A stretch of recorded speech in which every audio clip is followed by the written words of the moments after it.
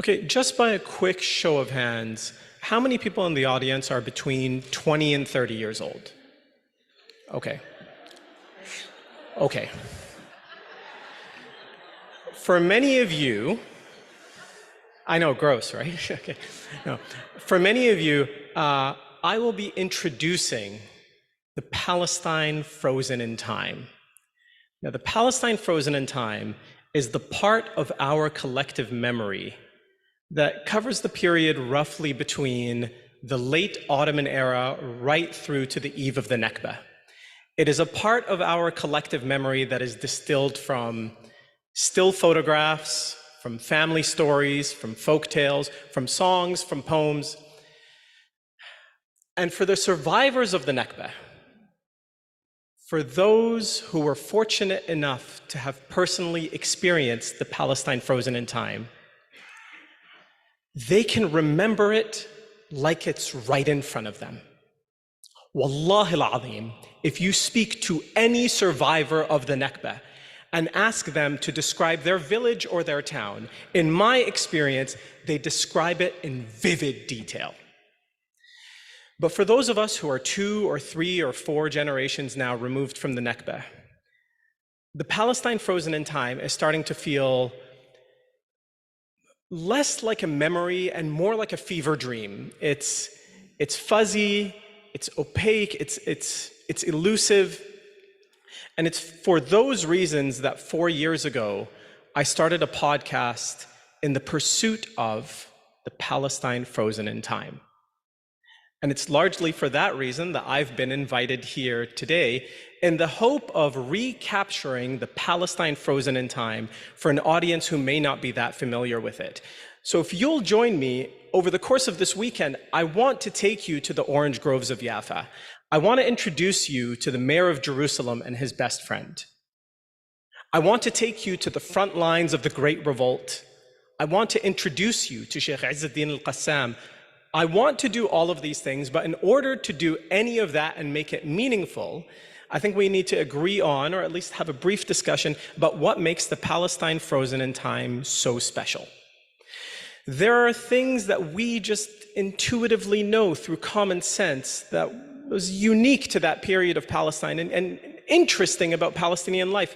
I mean, for example, there were distinct sartorial traditions, things that people wore, like the tarbush.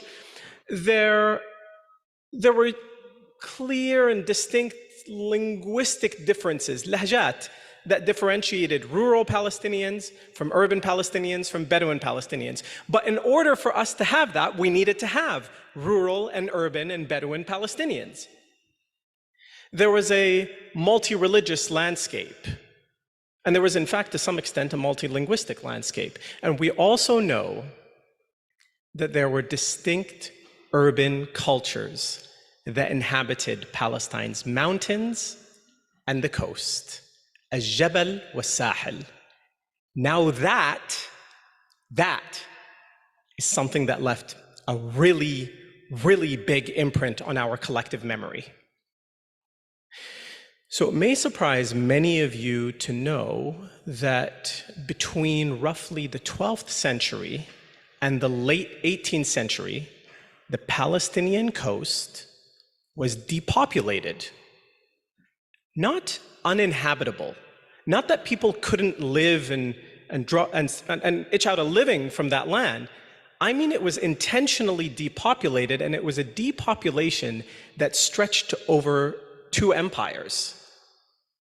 The story goes like this. When Salah ad-Din al-Ayyubi defeated the Crusaders, he and his advisors came together and quickly realized that the Crusaders, being the formidable maritime power that they are, would return. And when they returned, they were going to hit the coast first, and they would hit the coast the hardest. And so the strategic decision was made to depopulate the coast. The Palestinians who lived on the coast were then told to go live in the safety of the mountains. For 5 centuries, the Palestinians lived in fear of a Crusader return. And it was not until the time of Zahir al-Umar al-Zaydani, the indigenous ruler of Palestine, who unfortunately I don't have the time to speak about today, but it was not until the life of Zahir al-Umar al-Zaydani in the 18th century that the economic prosperity and political stability of Palestine allowed for the repopulation of the coast. In the 1770s, Zahir al-Umar dies. And in 1799, Napoleon makes landfall in Akka. To the Palestinians living in that time, the Crusaders had returned, and they had half a millennia worth of ghost stories informing them of what to expect when they made contact with these Europeans. Napoleon makes landfall in Akka and quickly makes his way toward Jaffa and routs the Ottoman forces and ends up capturing 4,000 Ottoman soldiers. Unwilling to care for them, Napoleon orders the entirety of his prisoners of war executed. For hours, 4,000 Ottoman soldiers were bayoneted to death in a systematic mass slaughter that represented the first mass cross-cultural exchange between Palestine and Europe since the Crusades. Imagine the imprint that that leaves on the collective memory of a people. Now, the totality of Napoleon's exploits, his campaign in Egypt and Palestine, is actually pretty well documented from the European side. The Ottoman side, much less so, and a particularly obscure chapter of the Ottoman defense of Palestine is that in order to successfully defend Palestine, the Ottomans needed to call up the most well-equipped, the most experienced, and the most ferocious fighting force that Palestine had to offer, and those are the tribes of Nablus. Anyone here from Nablus tonight? Then you'll enjoy most of this. The Ottomans call upon the tribes of Nablus, and I mentioned a moment ago that the tribes of Nablus were the most ferocious and well-experienced fighters. Now, what I didn't mention is a lot of that has to do with the fact that they were usually fighting each other. Okay. So the Napoleonic advance actually coincides with a period of a severe and quite massive civil war that divided Nablus along two families, led by the Tuqans on one side and the Jarrars on the other. Now, it's worth mentioning for a moment that despite this civil war, and despite the divisions that existed in Nablus, a missionary traveler going through Nablus in this time period says, quote, "The inhabitants of Nablus are most proud of it and think there is no place in the world equal to it." And the Ottomans reach out, by letter of course, to the tribes of Nablus and inform them that they are demanding 4,000 soldiers for the Ottoman war effort. And true to form, absolutely true to form, these warriors / merchants begin negotiating. So they respond to the Ottomans and they inform them, 4,000 is a lot, maybe we could give you 3,000. And the Ottomans say, fine, we'll accept 3,000. They say, you know what, 3,000 is a lot. Actually, I think we have 2,000 to spare. And this goes on for months. For months. And the Ottomans send letter after letter informing them, if you do not send these fighters immediately, you will be reprimanded, and the reprimand will be swift and severe, and nothing shakes them. Until the chief of the Jarrar clan, Sheikh Yusuf al-Jarrar, realizes that he has a path forward to end the civil war, to stop the Napoleonic advance, and for his tribe to come out on top. And he does this by writing a poem.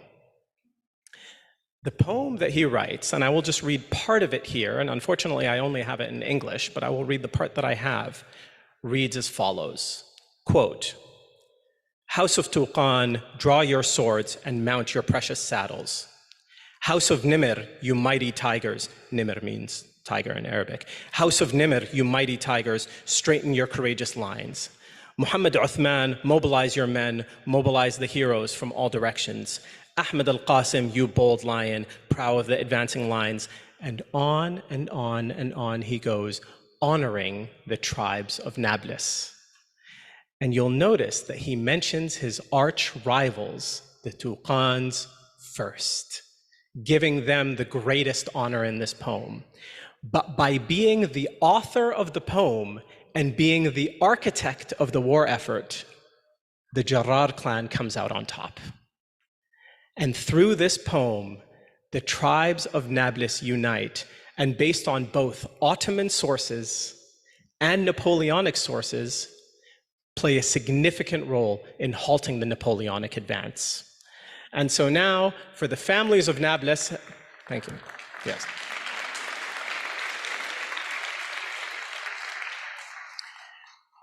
For the people from Nablus who are here today, you get to add to the many accomplishments of this incredible town, you get to also say, "Ma raka'na li Napoleon." We did not bow even to Napoleon. I could end things there, and that's really the end of the story, but there's something, kind of behind the veil that I have to reveal to you guys. I love that story, but it wasn't immediately obvious to me that that's the story that I should open with. That was, in fact, Susan's suggestion, and we debated back and forth quite a bit.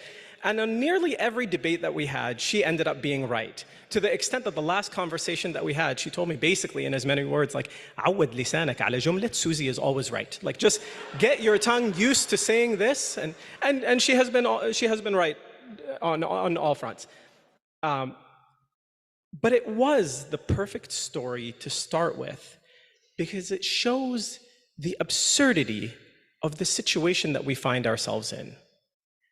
Our detractors went deep into their war chest and summoned every minion they have at their disposal to bring a halt to a festival, the opening acts of which were 2 spoken word poets and a story about a 200-year-old poem.